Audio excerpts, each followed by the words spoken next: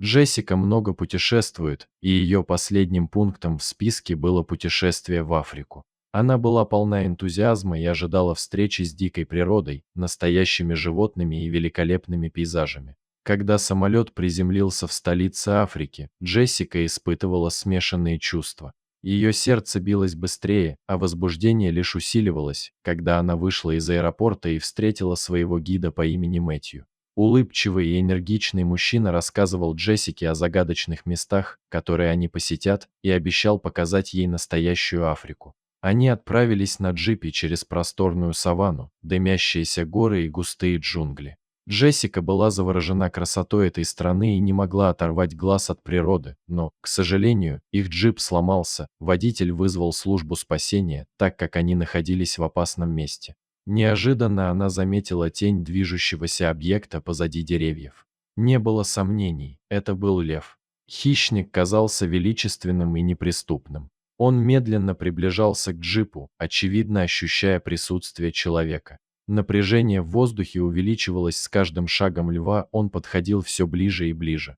Джессика замерла в ужасе, не зная, что делать. Лев издал рев, который пронзил все вокруг, и Джессика поняла, что ситуация крайне опасная. От паники она не выдержала и начала рыдать. Мэтью быстро проанализировал ситуацию и понял, что у них есть лишь несколько секунд, чтобы спастись. Он сразу приказал Джессике не двигаться и притвориться мертвой. Женщина с трясущимися руками и сердцем сделала то, что сказал гид.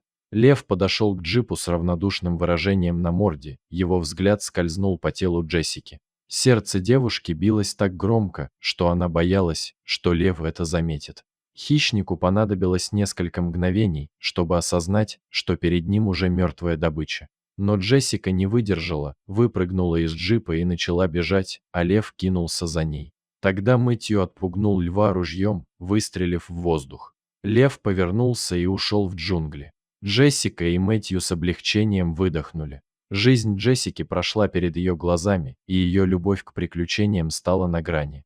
Мэтью быстро достал телефон и вызвал службу спасения еще раз, чтобы они прибыли поскорее и помогли им избежать дальнейших проблем. Спасатели быстро приехали и со спокойствием оценили ситуацию. По пути обратно Джессику охватила смесь эмоций: страх, благодарность, возбуждение и благоговение перед этой безжалостной природой. Она понимала, что приключения имеют свою цену и что каждая секунда может быть последней. На следующий день группа отправилась на прогулку по саванне пешком в сопровождении вооруженных рейнджеров. Во время прогулки любопытная Джессика случайно отстала от группы, завороженная красотой дикого цветка. Она хотела сделать несколько фотографий и не заметила, как группа ушла далеко вперед. Когда Джессика осознала, что осталась одна, ее охватила настоящая паника. Она попыталась догнать группу, но в однообразном пейзаже саванны быстро потеряла ориентацию. Джессика решила найти укрытие от солнца и дождаться там, когда рейнджеры ее найдут. Внезапно женщина услышала шорох в высокой траве. Она замерла, когда она увидела огромного льва, медленно приближающегося к ней. Похоже, это был тот же самый огромный лев, которого она видела вчера возле джипа, вот только теперь, на земле, он выглядел по-настоящему величественным и грозным. Джессика, едва сдерживая крик от ужаса, опустилась на колени и попыталась незаметно уползти в ближайшие кусты, но хищник быстро ее настиг. Лев грозно зарычал, и Джессика почувствовала, как земля задрожала от этого громкого звука.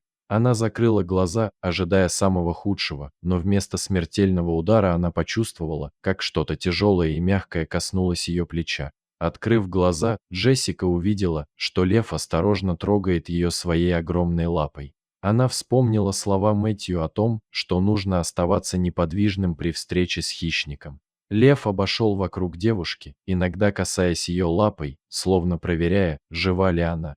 Джессика чувствовала его горячее дыхание на своей коже и слышала, как громко бьется ее собственное сердце. Вдруг вдалеке послышался рев других львов. Джессика с ужасом подумала, что через несколько минут сюда доберется весь прайд, и ее просто разорвут на куски. Однако, к изумлению девушки, вожак львов издал громкий рык в ответ, словно предупреждая других хищников держаться на расстоянии. Несколько львов из прайда все же подошли поближе, с любопытством рассматривая странную добычу своего лидера, но большой лев, который сегодня вновь встретил Джессику, не позволил им подойти ближе.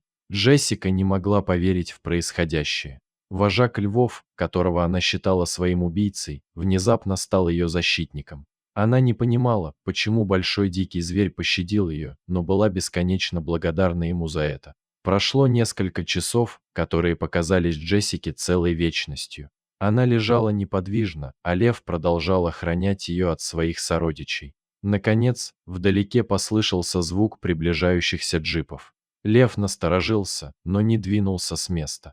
Когда рейнджеры подъехали к ним почти вплотную, лев издал последний громкий рык и медленно удалился в саванну. Джессику окружили группа встревоженных туристов и рейнджеров. Она была в шоке и не могла говорить, только без остановки плакала. Позже, когда Джессика, наконец, пришла в себя, она рассказала местным жителям и Мэтью о своем удивительном опыте. Никто не мог объяснить поведение льва, но все согласились, что это было настоящее чудо. Этот случай глубоко повлиял на Джессику, она осознала хрупкость собственной жизни и величие природы. Дорогие зрители, если вам понравилась эта история, обязательно поставьте палец вверх и поделитесь этим рассказом со своими друзьями. Если вы впервые на этом канале и еще не подписаны на него, рекомендую подписаться прямо сейчас, чтобы не пропустить очередную захватывающую историю.